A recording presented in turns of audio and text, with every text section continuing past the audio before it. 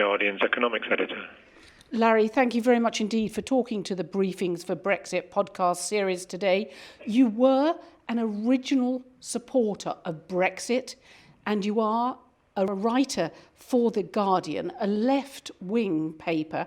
How do you square that circle of being a left-wing economist who's in favour of Brexit? Well, I don't see anything left-wing about the European Union, is the honest answer.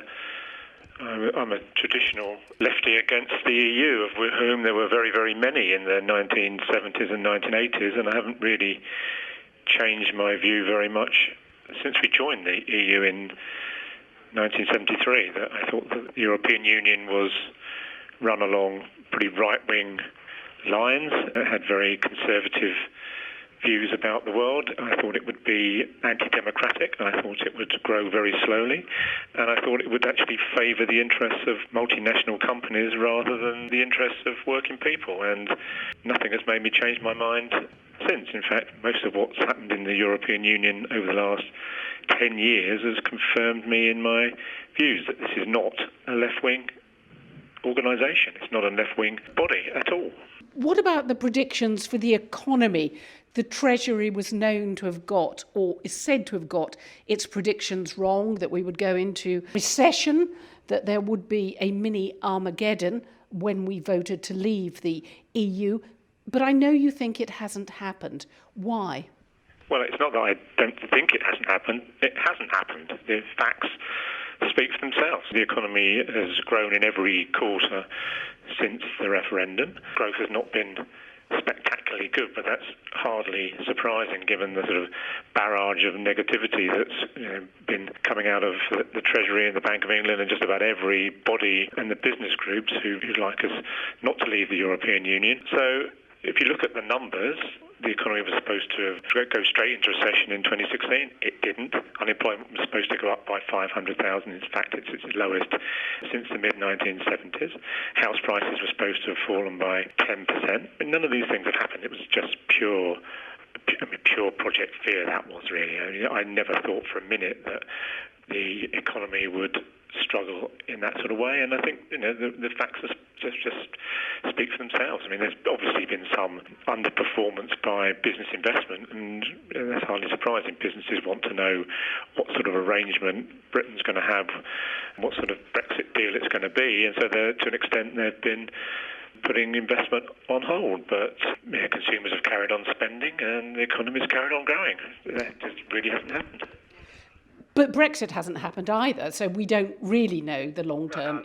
That's true. Brexit hasn't happened, but the Treasury forecasts and the Bank of England forecasts and the IMF forecasts and the OECD forecasts, they didn't talk about, well, this is only going to happen when Brexit happens. They said this would happen as soon as Britain decided to vote to leave the European Union. They didn't make any caveats about, it's only going to start in 2019 when Britain leaves. They said, the Treasury said, there would be an immediate recession if Britain voted to leave the European Union. That didn't happen. What about the plans for a no deal? Keir Starmer has said today that it's not planning, but it's panic, talking about Lorry Park, building more roads to the docks, medicine supplies drying up, food, a shortage of lettuces. What's happening there? I don't know what's happening there in terms of the planning. I mean, I think that almost certainly this is Project Fear Mark II. I mean, I somewhat doubt that we're going to find ourselves short of food and medicines. I mean, it's the idea that Britain is going to be cut off in the way that it was in 1940 from the rest of the continent seems to me to be pretty far-fetched. I mean, I wouldn't say for a minute that the government is handling the negotiations in a particularly astute or deft way. I think it's handled it in a particularly inept way, but I imagine that there will be some form of deal cobbled together over the coming months which will avoid all of these more lurid predictions, and that the lorries will not be parked all the way up the M20, and that Calais and Dover will carry on trading, ships will carry on moving between Dover and Calais, and that life will go on pretty much as it did before in just the same way as it went on pretty much as before after the referendum. Do you think perhaps in making these predictions, you've called it Project Fear Mark II, but who would stop the lorries from taking their various cargoes backwards and forwards across the channel? And the same with the Northern Ireland border issue, the backstop to the backstop? Even the Conservative MP Helen Whately has said that nobody in her constituency understands it. They voted to leave and they don't understand what the backstop to the backstop is. Do you think it's the same problem in a way, that complexity clouding the arguments? Yeah, I think so. I think that's pretty much what's happened. I think that the Northern Ireland backstop is being used as a pretext for the forces on both sides to maintain the status quo. I think people in the UK voted pretty decisively to leave the EU, and there are people inside the UK who will go to pretty much any ends to stop that from happening. And I don't think that the Northern Ireland is an insuperable problem, far from it. And I think it's just being used as a smokescreen, really, for what's really happening, which is that there are a lot of people who were never happy with the vote of the people on June the 23rd, 2016. The Remain people think that the Leave people were wrong and want to give them a chance to vote again and get it right second time. That's broadly it, in my view. And you don't support a people's vote? We had a people's vote. The people's vote was the referendum in June 2016. We had a people's vote. This second vote is not a people's vote. It's an elite's vote organised by people at the top who think that the ordinary people came up with the wrong answer and want them to come up with the right answer. OK, well, if we look at one specific sector, the car manufacturers, they're said to be pulling out of the UK economy or stop the planning for new plants. Do you accept that the just-in-time supply chains have a problem with Brexit? I'm sure that there will be some problems caused for certain industries as a result of Brexit. Of course there are, and there's going to be some frictional problems. But, we hear all the time about how the car industry is going to be facing very large tariffs, but actually the car industry will be helped by the fall in the value of sterling. I don't really accept that just waiting for 24 hours for car parts is going to be the Armageddon that the car industry says. No, I don't. I think that, I think there's been quite a careful, orchestrated campaign by the car industry, which, quite legitimately wants life to carry on pretty much as it has done heretofore. But I don't think that the idea that all of a sudden the car industry is going to up sticks and move somewhere else. If it is going to move somewhere else, it won't be because of Brexit. It will be because it can find lower cost places of production elsewhere in the world. I think that's more of a factor than what's going to happen as a result of Brexit, where any increase in tariffs or in trade barriers is going to probably be outweighed by movements in the currency. What information, as an economist, can we as the general public rely on? Because the Treasury and the Bank of England, they didn't foresee the 2008 crash, and their predictions are not known for their accuracy. So how can we look at data that would inform us as to what will be the real impact of Brexit? Because both sides are making counter-claims. It's difficult for the public to see the way through it. Yeah, of course it is. Forecasts are notoriously difficult to make, and I think that anybody who makes forecasts with that sort of spurious degree of certainty is wrong, actually. I think that you have to take a lot of the forecasting by anybody with a pinch of salt, and the one reason why all the forecasts look pretty much similar, the IMF forecast, the OECD forecast, the Treasury forecast, all look pretty similar, is because they all use the same model of the economy. And if you use a different model of the economy, you come up with completely different results. I find it kind of surprising that they can come up with such confident predictions for what's going to happen to the economy in 10 or 15 years' time when they can't even get the economy right in 6 months ahead. So I think two things really looking forward. One is that a lot of the models assume that there's going to be no changes to UK policy. They just assume that the same policies are going to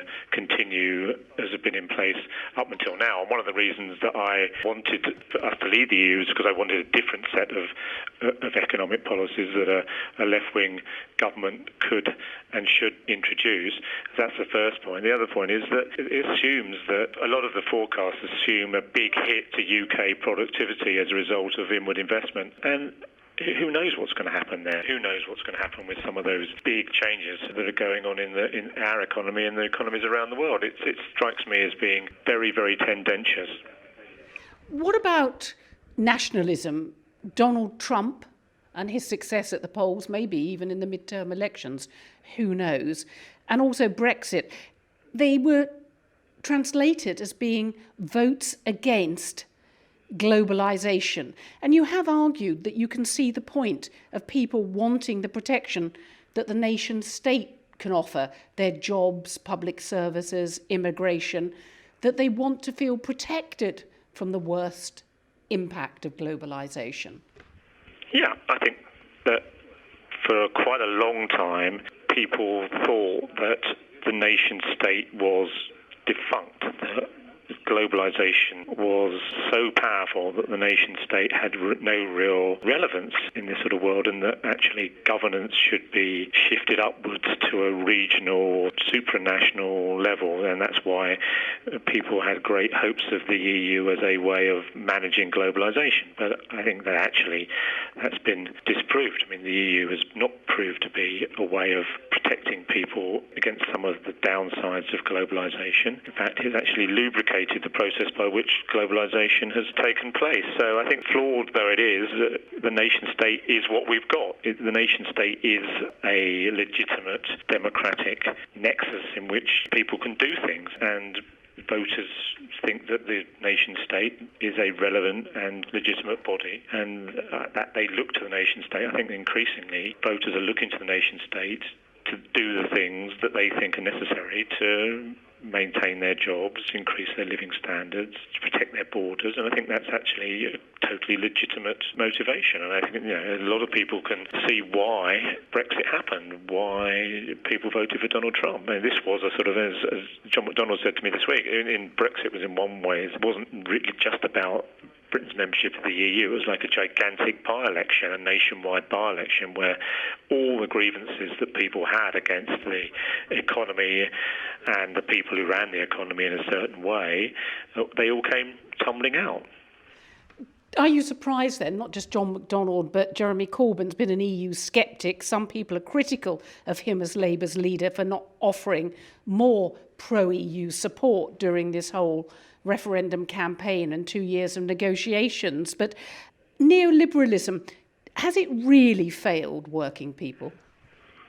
Well, if you look at what's happened over the last 10 years, real wages are lower than they were in 2008. It doesn't sound to me like a particularly great time for working people. The system that was put in place in the mid-1970s that we call neoliberalism has led to lower levels of growth, lower levels of investment, less rapid rises in living standards, widening gap between rich and poor, dismantling of trade union rights. I mean, it hasn't been a great time for working people. It's been a great time to be banker. It's been a great time to be someone at the very top, but it hasn't been great for working people. And I think that 10 years of lower living standards, 10 years of austerity, 10 years of fall in real wages, people have had enough.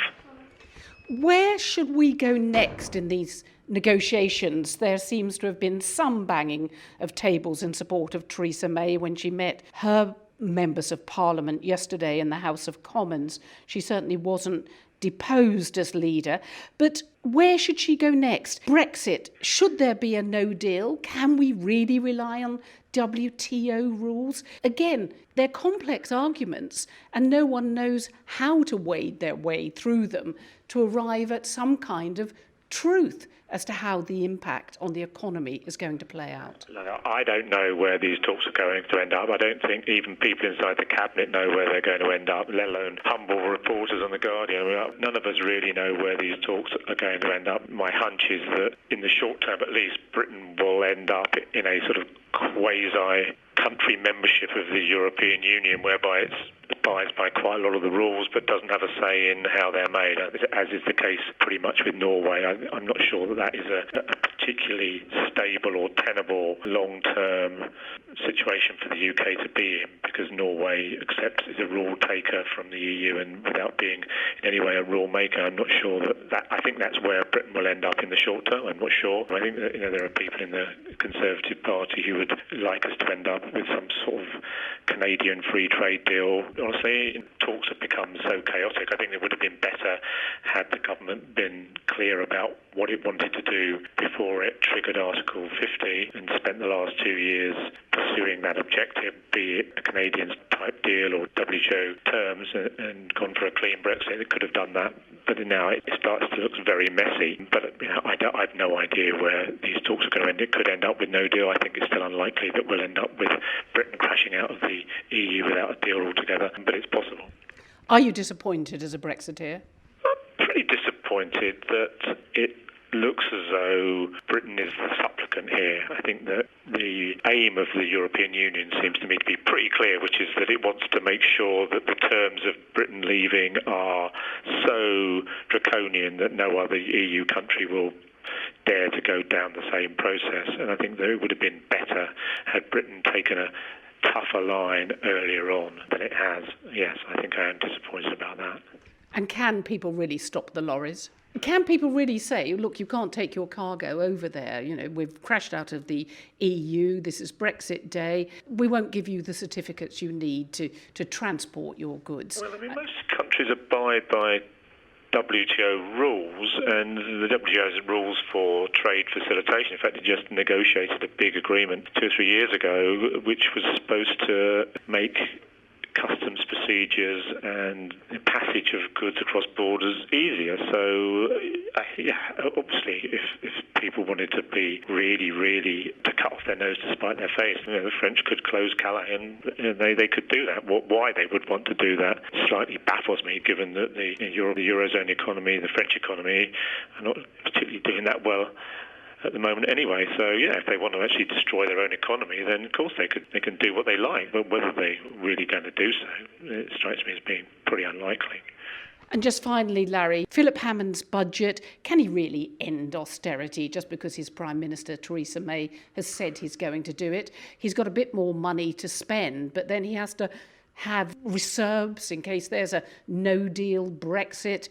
It's all very opaque at the moment, isn't it? It will be rabbits out of hats, but not the end of austerity. He could end austerity if he wanted to change the government's fiscal rules. The reason that austerity has to go on is because he's aiming to run a budget surplus, an overall budget surplus, by the middle of the 2020s, and that necessitates further spending cuts for Whitehall departments and further reductions in welfare benefits. If he changed the rules and said, I just want to run a surplus on day-to-day government spending and borrow to invest, then of course he wouldn't need to go ahead with any more austerity. It's just a question of what priorities he has. I suspect that what Hammond will do is keep his powder dry until he sees what happens with the Brexit talks. This budget is timed quite carefully to precede the final deal. My expectation is that it'll be a fairly steady-as-she-goes type affair. He'll have another look at things in the spring.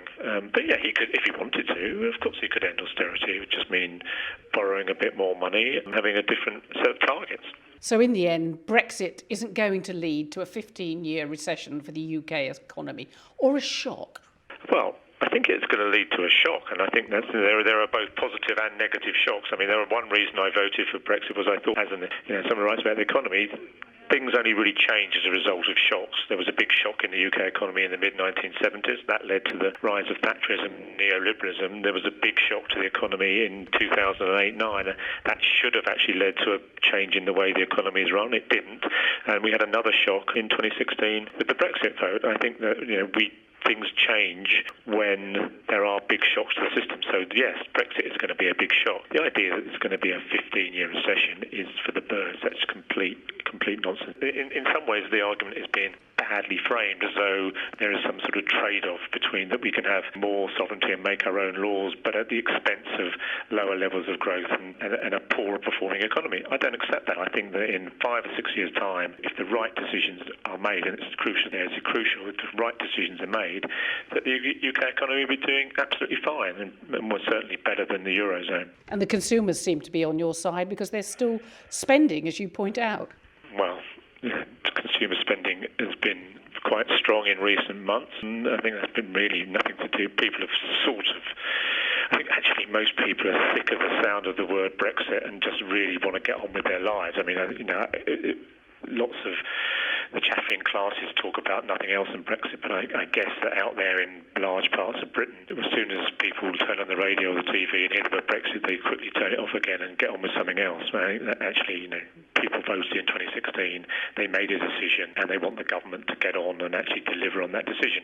And it's quite clear to me that the imminence of Brexit, it's hanging over the economy, but for a lot of people, life goes on. Larry Elliott, thank you very much indeed for talking to the Briefings for Brexit podcast series today and giving of your time generously. Thank you. Okay, bye then.